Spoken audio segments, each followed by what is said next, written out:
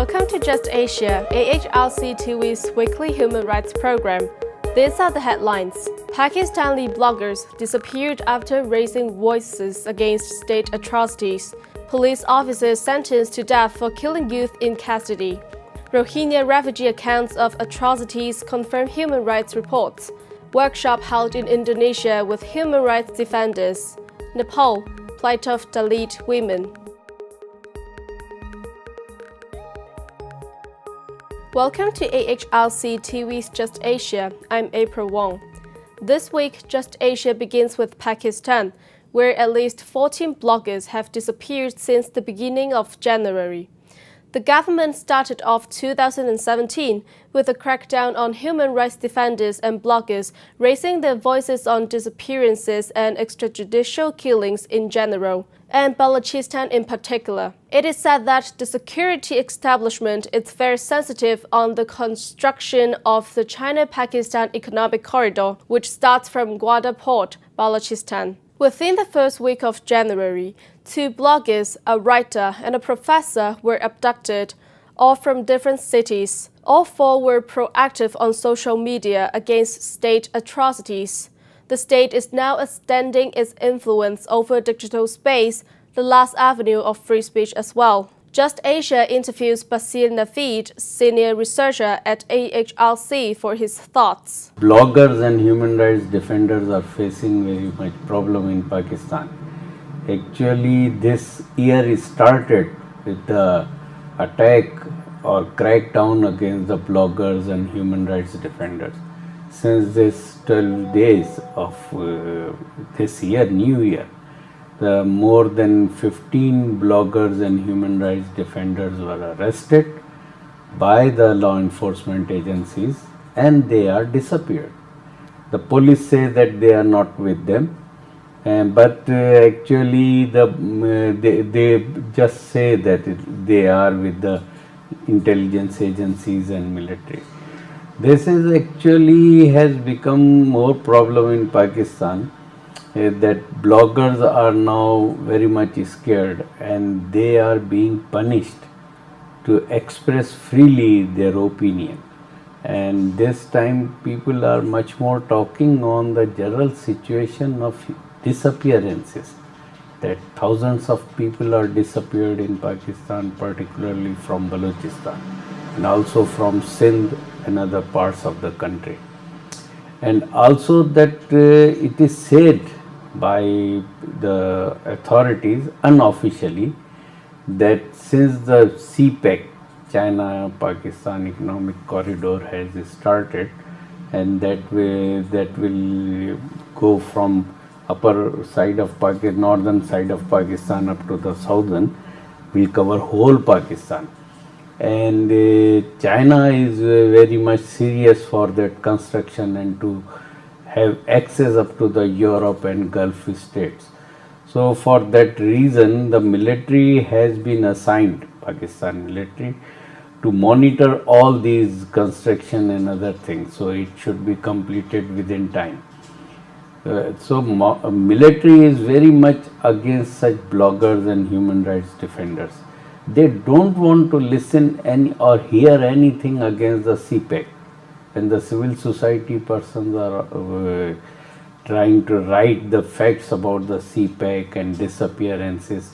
So they become very much angry and disappearances. And you know that the AHRC, the Asian Human Rights Commission, is also being targeted in the Pakistan. Our several partners have been called by the ISI and military persons and asking that where is the office of AHRC and who is dealing from Pakistan.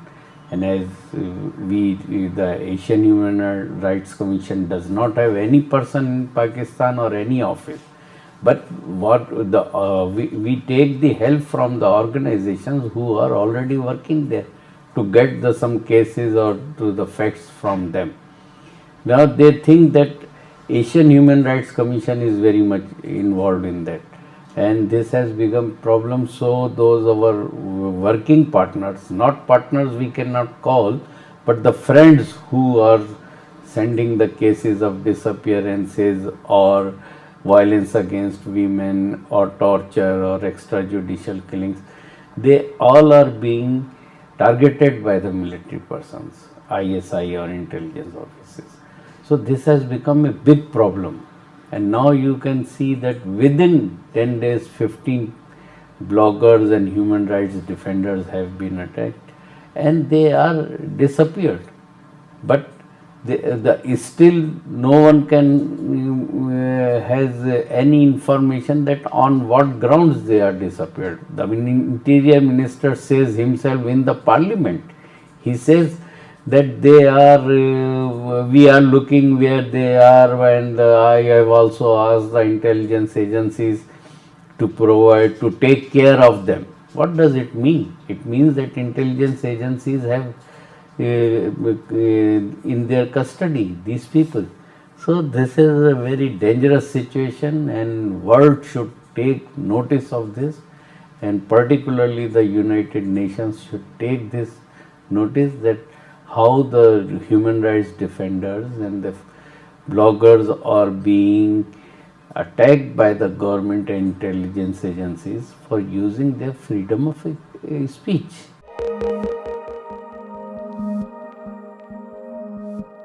Next, a Sri Lankan court sentenced police officers to death Monday for killing a youth in police custody 3 years ago. Badula High Court Judge Rohan Jayawardene sentenced 5 police officers of Kadakadia Police, including a sub-inspector and an officer attached to the Civil Defense Force, for killing a youth arrested for treasure hunting and assaulting 4 others in Anguru Kadua in 2014.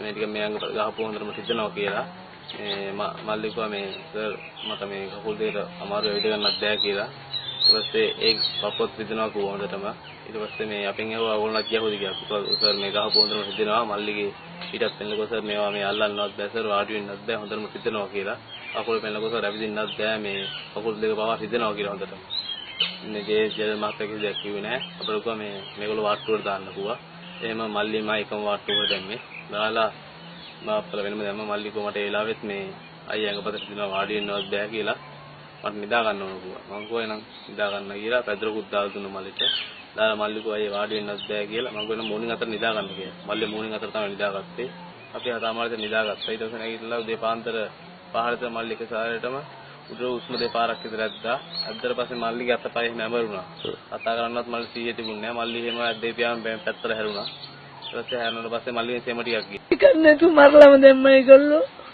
ගාලා මරණ පරික්ෂණය බලන්න කිව්ලායි මං ගියා මාත්‍යෙට පිටපැත්තේ මලක් වගේ දෙපැත්තේ දී පාරවල් පපුවේ මේ මෙතන වලම් බැහැලා මං ඒව දැක්ක මාත්‍යෙ කිසිම කෙනෙකුට බලන්න බෑ දරුවගේ ඇඟ දැක්කනම් කිසිම කෙනෙකුට බලන්න බෑ ඒවා ගාපු පාරවල් ඔක්කොම පිටිපැත්ත නිල්පාට වෙලා එස්සයි සෝමරත්න කියපු කිසිම දෙයක් කනටවත් ගත්තේ නෑ අපි මල්ට හොඳටම ගැහුවා ඒ අර බීමත් කම හිට නැත්නම් අද අපි මල්ලි ගැහුවේ නැත්නම් හොඳටම ජීවිත නැතුව ඉන්න අපිත් එක්ක අදටත් ඉන්නවා. The 5 officers are Kadakadia Police SIG Sumaratna, Constables PD Pathma Kumara Gamake, R Pushpa Kumara, MG Aberatna, Police Assistant DM Wijaratna, and Civil Defense Officer SM Jayasudara. This case was taken up by the AHRC's partner organization, Right to Life, from the very beginning. Although Sri Lankan courts give the death penalty in serious crimes such as murder,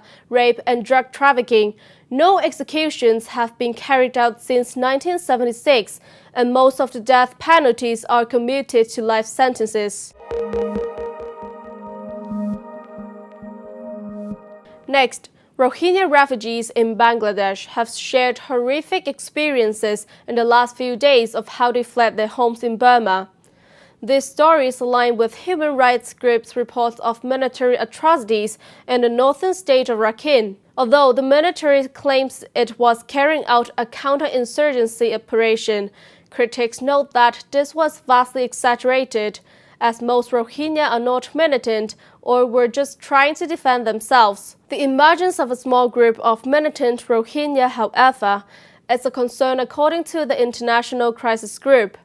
According to the ICG, this group is funded by immigrants from Saudi Arabia, and its existence could worsen the situation, as well as form links with transnational jihadist organizations.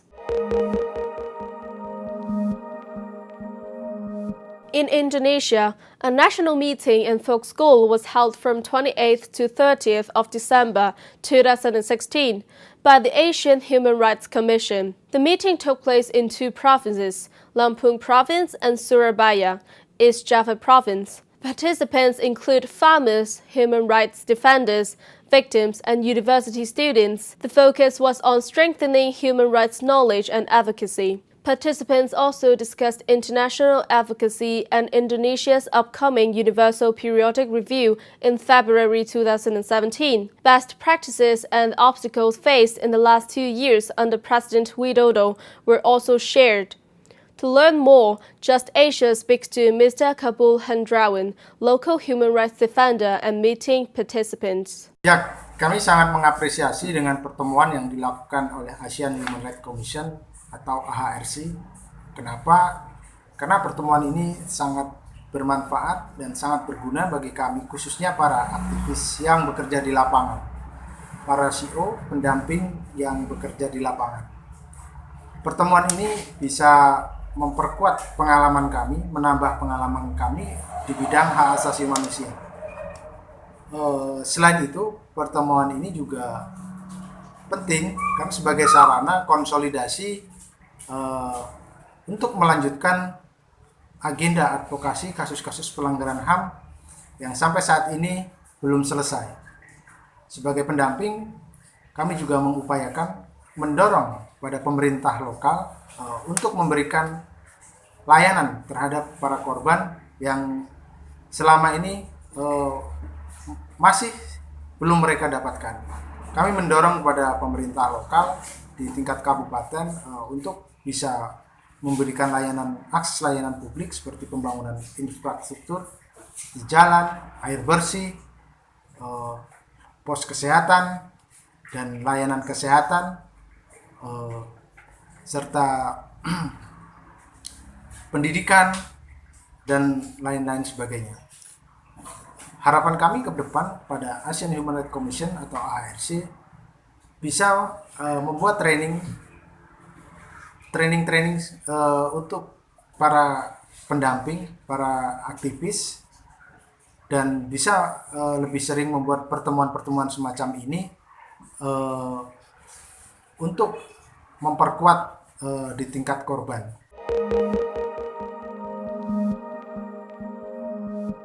In Nepal, Dalit women are one of the most marginalized sectors of society. Dalit women are more vulnerable than other women and suffer from multiple disadvantages. The human rights abuse faced by Dalit women is closely linked to the prescribed Hindu social order. The painful story of Ms. Sita B.K., 48, is representative of the struggles faced by most Dalit women. Sita is from a remote area of Nepal, where discrimination based on caste and human rights violence is rampant.